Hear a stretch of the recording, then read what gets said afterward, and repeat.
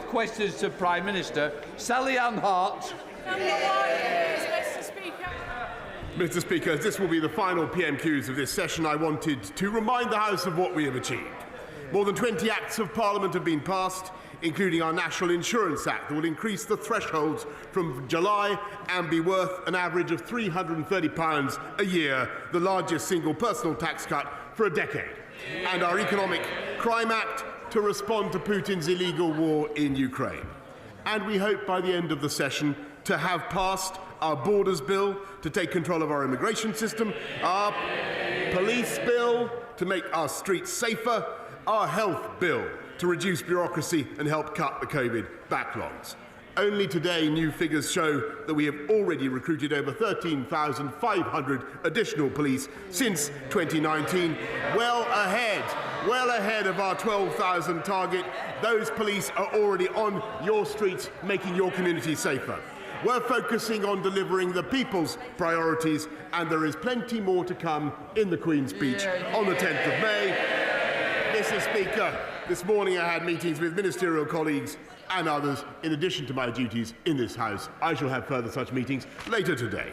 Sally Ann Hart. Thank you, Mr. Speaker. As a proud maritime nation, the United Kingdom has long relied on its coastal communities to help deliver national prosperity. But today, too many of them face shared challenges and disproportionately high levels of deprivation. Does my right honourable friend therefore agree with me that to ensure beautiful constituencies like mine in Hastings and Rye can properly unleash their full potential, a specific and targeted government strategy focusing on communities, on coastal communities is needed? And will he meet with me to discuss this? Yes, indeed, Mr. Speaker. And if she looks at the Levelling Up White Paper, she will find that it is indeed directed clearly at enhancing and improving the lives in our coastal communities, tilting resource and attention towards those fantastic coastal communities, and I will make sure that she gets a meeting with the relevant minister as soon as possible. Now comes the Leader of the Opposition, Keir Starmer. Thank you, Mr. Speaker. I know the Prime Minister will have whipped his backbenchers to scream and shout, and that's fine. That's fine. But I hope he's also sent a clear message that there's no place for sexism and misogyny or looking down on people because of where they come from in his party, in this House, or in modern Britain. Next year, Mr. Speaker, the UK is set for the slowest growth and the highest inflation in the G7. Why is he failing to manage the economy? Mr. Speaker, well, let me first of all say, in response to what the right honourable gentleman has said about sexism and misogyny, that I exchanged messages with the right honourable lady over the weekend, and I repeat what I said to her. There could be absolutely no place for such behaviour or such expression in this House, and we should treat each other, Mr. Speaker, frankly, with the respect that each other deserves. So, and on his point about the economy, yes, of course it is true that there is a crisis of global inflation around the world, but this government is tackling it with all sorts of ways that you would expect, Mr. Speaker, helping people with the cost of their energy, British energy, far more, by the way, than the Labour will put in, a British energy security strategy to undo the mistakes of previous Labour governments, Mr. Speaker, but above all, making sure that we have the fastest growth in the G7 last year, which would not have been possible if we listened to him. And if we listened to him, we would have frankly never have come out of lockdown, Mr. Speaker, in July last year. And never forget, Mr. Speaker, that no Labour government has left office with unemployment lower than when they came in. Mr. Speaker, he sounds like the comical alley of the cost of living crisis. He pretends the economy is booming, but where there are problems, they're global. But in the real world, our growth is set to be slower than every G20 country except one, Russia. And our inflation is going to be double the rest of the G7. Does he think that denying the facts, staring him in the face, makes things better or worse for working people? Mr. Speaker, the facts are, as the IMF has said, that the UK came out of COVID faster than anybody else. That's why we had the fastest growth in the G7 last year. That would not have happened, Mr. Speaker, if we'd listened to Captain Hindsight. And if he studies their forecast, we will return to being the fastest by 2024 and the fastest in 2025, Mr. Speaker. That's what the IMF's forecasts say. He asks about, read it. He asks about working people, Mr. Speaker. This is the government, this is the party that supports working people. Unlike them, with the biggest increase, yes, I'll tell you what's going up. The living wage is going up, Mr. Speaker, by record amounts. Employment is going up, Mr. Speaker, by record amounts. 500,000 more people. They don't want to hear that. Let me give them the figures. 500,000 more people in paid employment now than there were before the pandemic began, and youth unemployment at or near record lows. Under Labour, just to remind you, everybody, under Labour, youth unemployment rose by 45%. Mr. Speaker, this must be the Oxford Union debating skills we've been hearing so much about. Failing to answer the question, rambling incoherently, throwing in garbled metaphors. Powerful stuff, Prime Minister. Here's the problem. It's not just his words that are complacent, it's his actions as well. The cost of living crisis was blindingly obvious months ago. But he said worries about inflation were unfounded. And he backed a tax-hiking budget.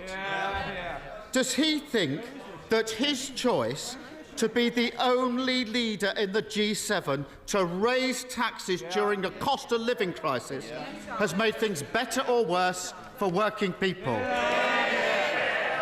Mr. Speaker, as I've just explained to the House, and I'll repeat it once more, this government and our Chancellor cut taxes on working people.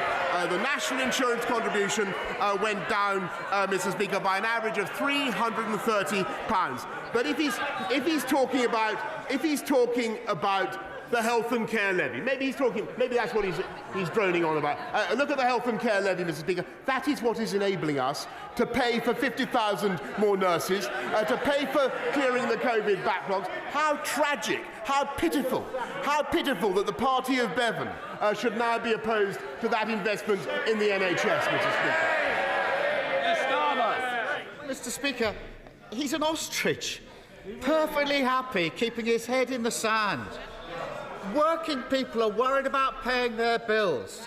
They're spending less and cutting back. That's bad for business and bad for growth. Working people are looking for help. But this week, millions will look at their payslip and see a tax rise with his fingerprints all over it. Does he think that his 15th tax rise has made things better or worse for working people?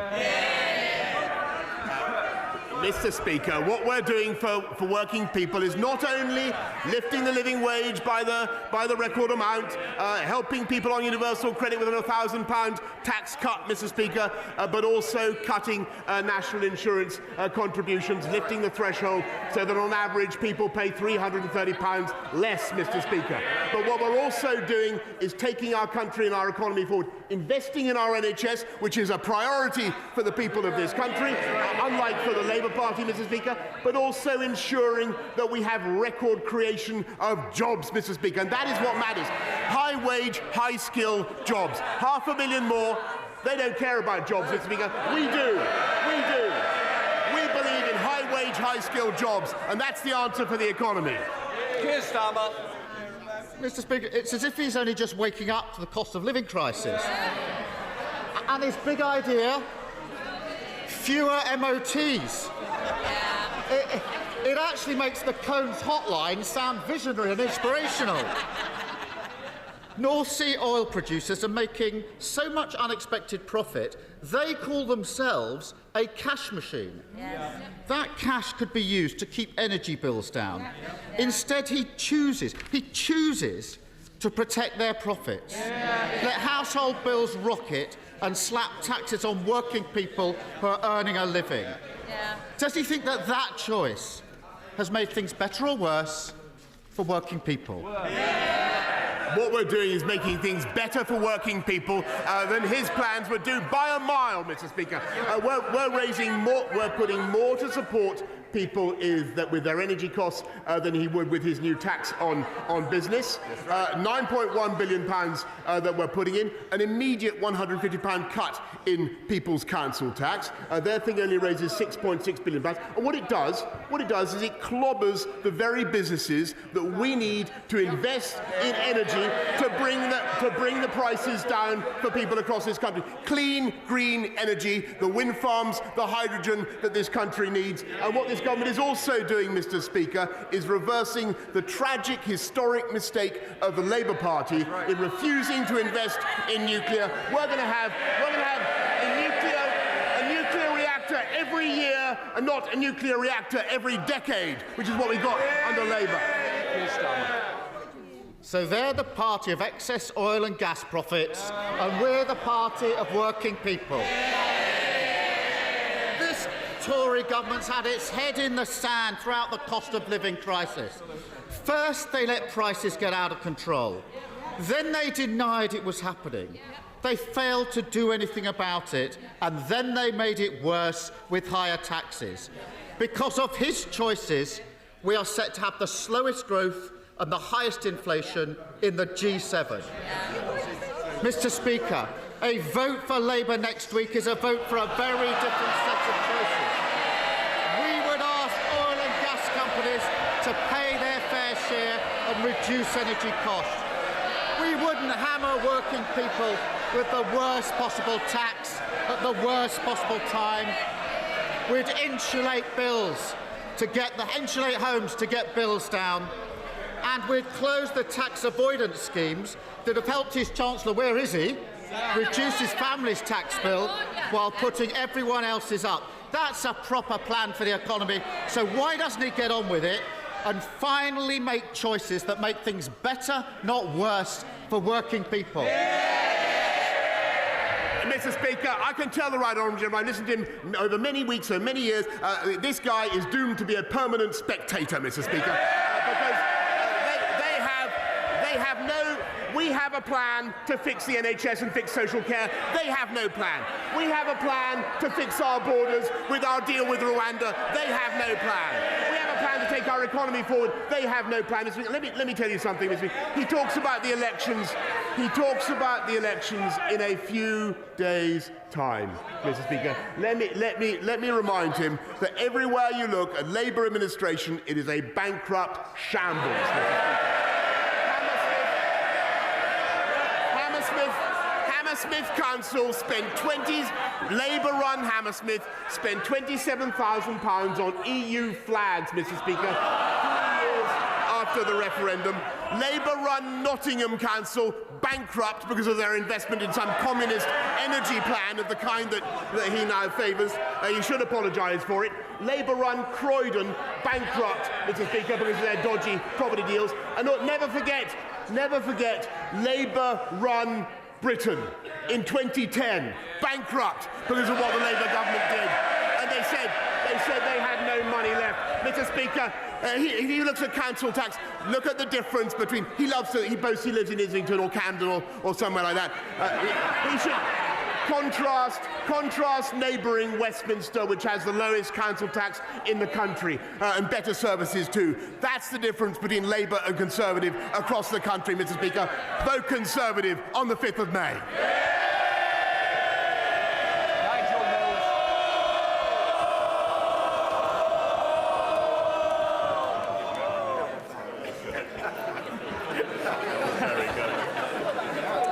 Minister join me in welcoming the huge step forward in the regeneration of Hena Town Centre in my constituency by the successful purchase of the rundown old grammar school building using the government's Towns Fund money this week.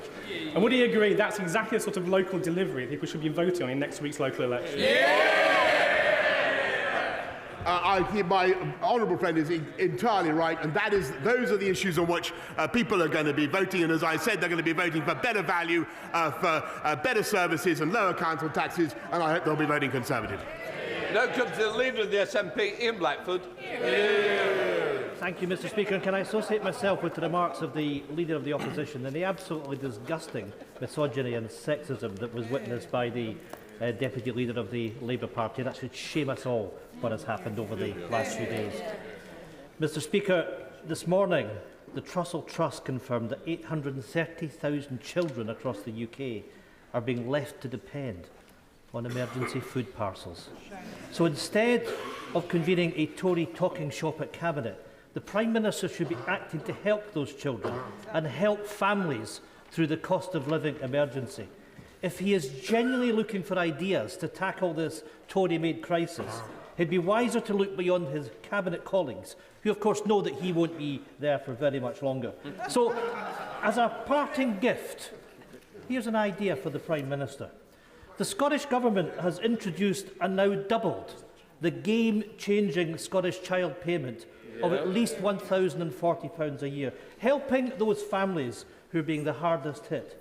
Is the Prime Minister prepared to match this payment across the UK to help families through this emergency?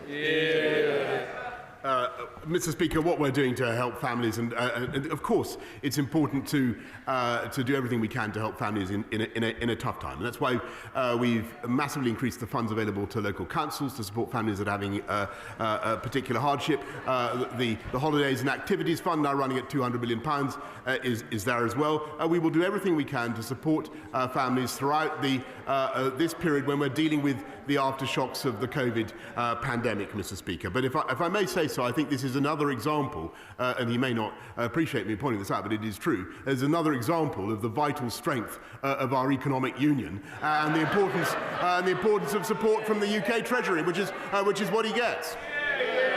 Ian Blackford. My goodness, Mr. Speaker, we have children facing poverty. The Scottish Government are responding by the child payment, and by the way, it will increase again later this year, and we get nothing. We get nothing but empty words from the Prime Minister. It was plenty of desperate pre-election waffle that we heard earlier, but I'll take it as a no. There is no support for hard-pressed families. It is clearer by the day that the Prime Minister's supposed plan to fight the Tory-made cost of living crisis is not only non-fiscal, it's non-existent. So, Prime Minister, I'll try again. Here are 3 other ideas for the Prime Minister that would help families with soaring costs right now.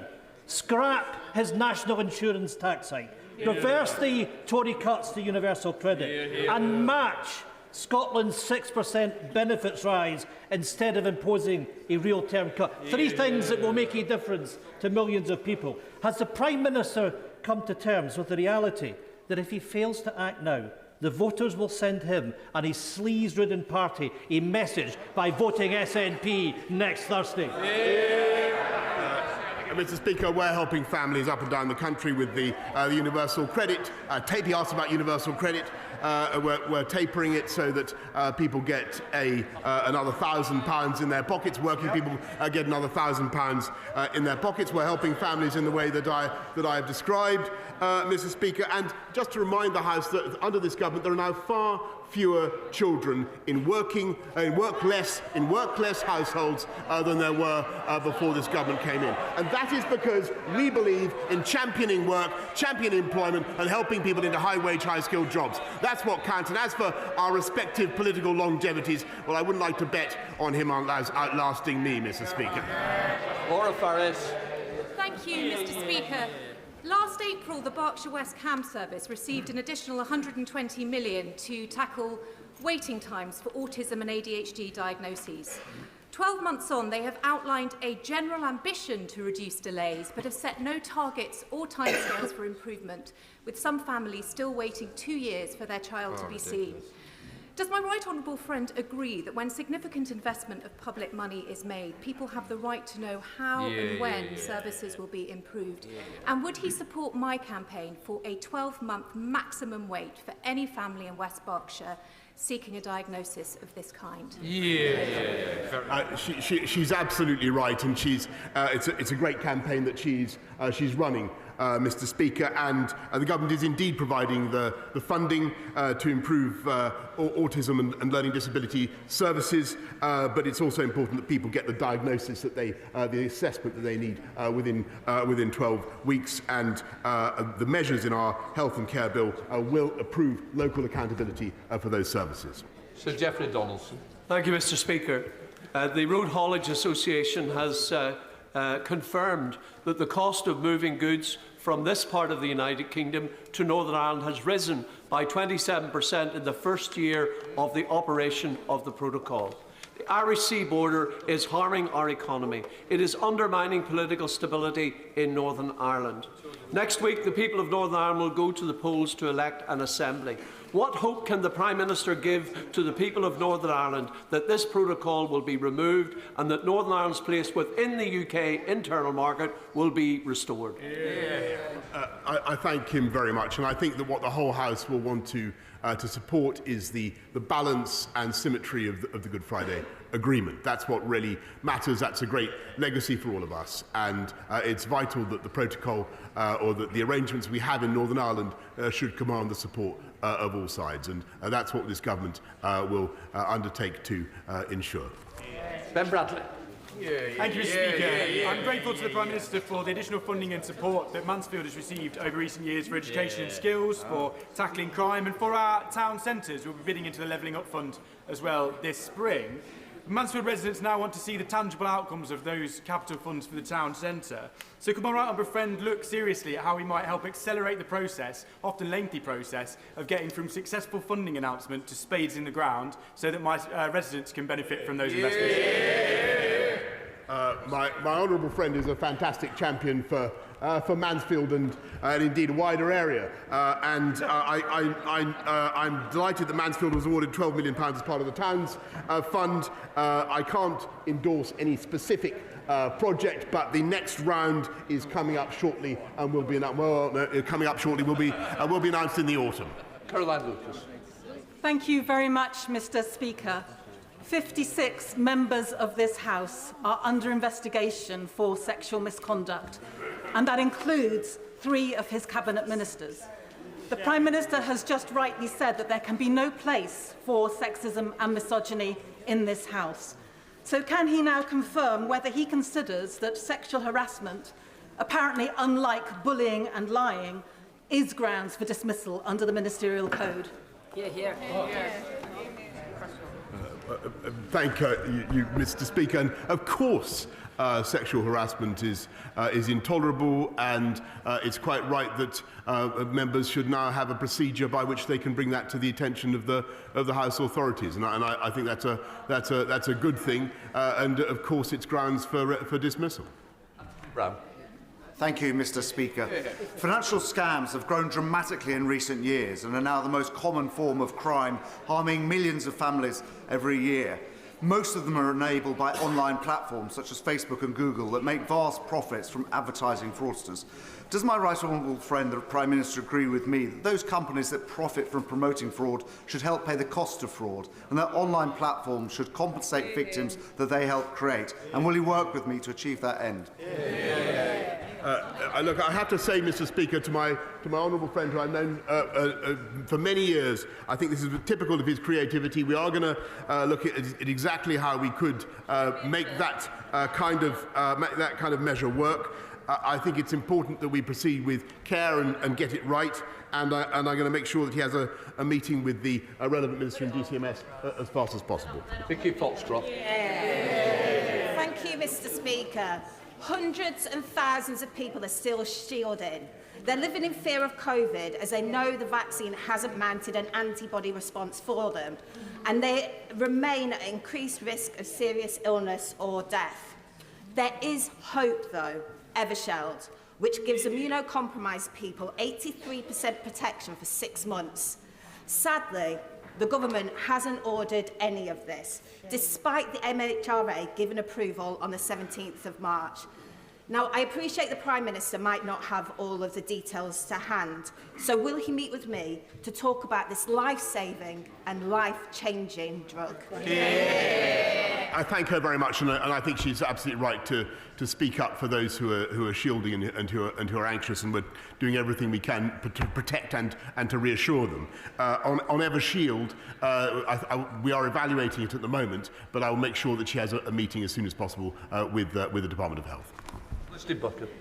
Mr. Speaker, my Conservative council in Kensington and Chelsea charges £500 less council tax than neighbouring Camden Labour. And it has 4 times as many bin collections. You haven't misheard. £500 less, 4 times as many. Does my right honourable friend agree with me that everyone who wants low council tax and good services needs to vote Conservative? Mr. Speaker, do I agree with my honourable friend?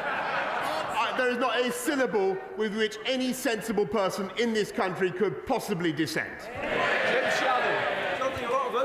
Thank you, Mr. Speaker. Last week, the Daily Telegraph, not normally a paper that I read, but I did read this headline that said Northern Ireland could be forced to follow EU rules on COVID tests. The Chancellor told the House that Northern Ireland could benefit from moves to scrap VAT on energy efficiency measures because of the protocol. So now the protocol's restrictions threaten a shortage of COVID tests in Northern Ireland. So can I ask the Prime Minister, the financial cost of the protocol can be measured, but the true cost in relation to VAT, to medicines, to COVID tests and damaged relationships is much greater.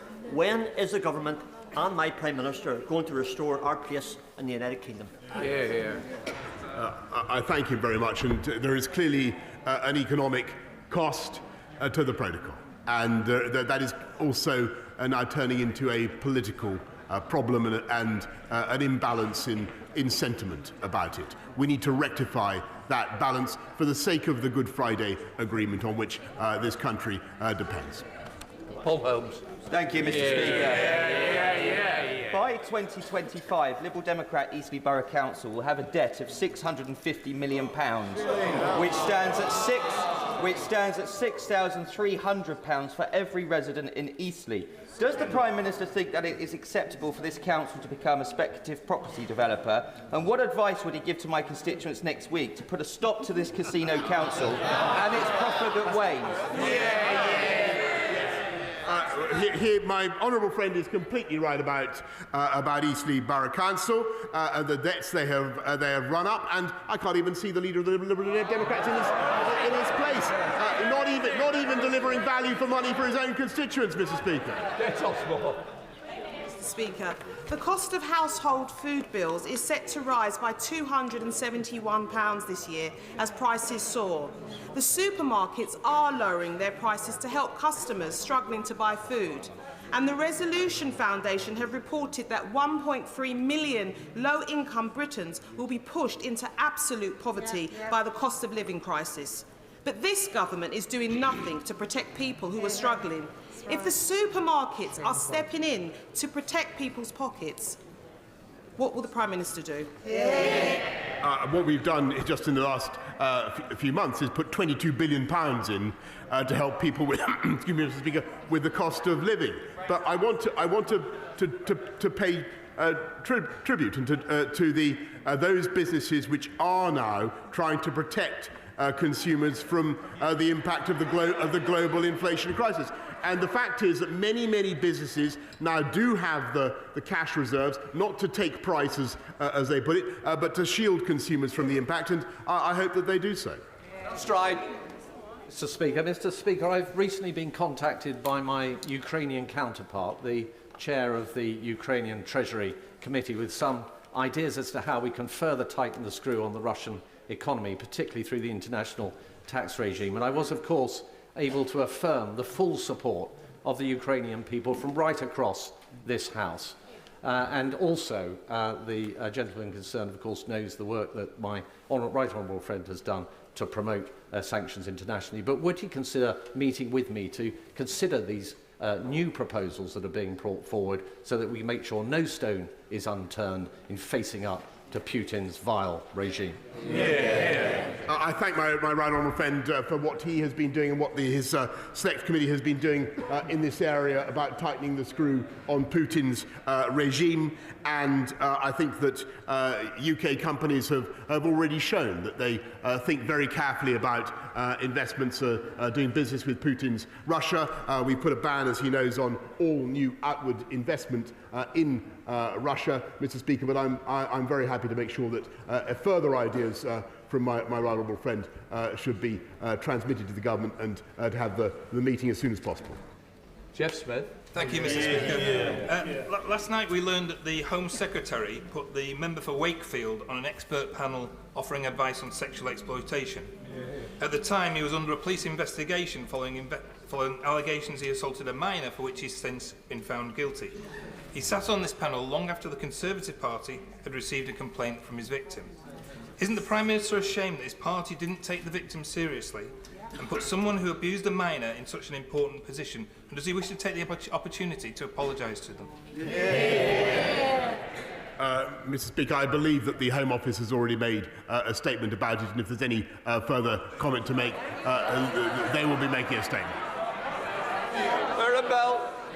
Thank you, Mr. Speaker. Mr. Speaker, Newcastle Underline Borough Council has secured millions of pounds of government investment for our high street. But we do have a problem with persistent antisocial behaviour on the high street. And so therefore, would my right honourable friend, the Prime Minister, welcome the recent appointments of a new Chief Constable for Staffordshire, a new Borough Commander for Newcastle, and the fact that Newcastle will get its own dedicated response unit? And will he also set out what further measures the government is taking to combat crime and antisocial behaviour? I thank my honourable friend, who is an avid champion of his constituents, and wait and see. And Mr. Speaker, I can tell him. I think maybe he missed what I said earlier on. But we're now running at 13,576 more police on the streets of this country as a result of the actions taken by this government, and tougher sentences as well, Mr. Speaker, opposed by the party opposite. Cracking down on drugs gangs, Mr. Speaker, when that party is soft on drugs. I think the Leader of the Opposition said he would decriminalise. He didn't want people with Class A drugs to face prison sentences, Mr. Speaker. I think I heard him say that. And, of course, cracking down on cross-channel migrant gangs, Mr. Speaker, on people who risk the lives of migrants in the English Channel. We're cracking down on them, and as far as I know, they would scrap the agreement, the Economic and Migration Partnership with Rwanda, Mr. Speaker. We have a plan, they don't. Thank you very much, Mr. Speaker. 4.5 million people pay for their gas and electricity using a prepayment meter. They already pay more for their energy than direct debit customers, and the number of people who are disconnecting themselves because they've run out of money for the meter is increasing. What is the Prime Minister going to do to ensure that all of our constituents have a right to light and to warmth? Mr. Speaker, we're working with Ofgem and all the companies to ensure that we protect people in this difficult time. But what we're also doing is making sure that we support people, not just with the cold weather payments, the winter fuel payments, but making sure that through £500 million more to councils, we look after people, and this will be the types of people that the right honourable gentleman is referring to, who are finding it particularly tough. We will do everything we can to shield the people of this country as we get through the aftershocks of COVID and deal with a global inflation problem. Ben Everett. Mr. Speaker, within the last hour or so, it's been reported that some 287 members of this House have been sanctioned by the Russian state. Now, I'm sure nobody here is rushing to change their summer holiday plans, but perhaps the Prime Minister will assure us that he will continue his excellent relationship with President Zelensky and continue to provide the Ukrainian people and the Ukrainian military with the support that they need. Well, Mr. Speaker, it's I think no disrespect to those who haven't been sanctioned when I say that all those 287 should regard it as a badge of honour. What we will do, Mr. Speaker, is keep up our robust and principled support for the Ukrainian people and their right to protect their lives, their families, and to defend themselves. That's what this country is doing, and that has the overwhelming support, I think, of the whole House. Final question, Daisy Cooper. Mr. Speaker, today a court has found that the government acted unlawfully when its policies led to the discharge of untested patients from hospitals to care homes at the start of the pandemic. The court also found no evidence that the former Health Secretary addressed the issue of the risk to care home residents of such transmission, despite the government insisting at the time that a protective ring had been thrown around care homes. The government has once again been found to have broken the law. Will the Prime Minister apologise to the families of the thousands and thousands of people who died in care homes in the first half of 2020? And will he also apologise to care workers for the shameful comment that he made in July 2020 when he said that too many care homes didn't follow procedures in the way that they could have? Mr. Speaker, of course I want to renew my apologies and sympathies for all those who lost loved ones during the pandemic, people who lost loved ones in care homes. And I want to remind the House of what an incredibly difficult time that was and how difficult that decision was. And we didn't know very much about the disease. And the point I was trying to make, to which she refers, is the thing that we didn't know in particular, Mr. Speaker, was that COVID could be transmitted asymptomatically in the way that it was. And that was something that I wish we had known more about at the time. As for the ruling that she mentions, we will study it and we will, of course, respond further in due course. Point of order, Mr. Speaker.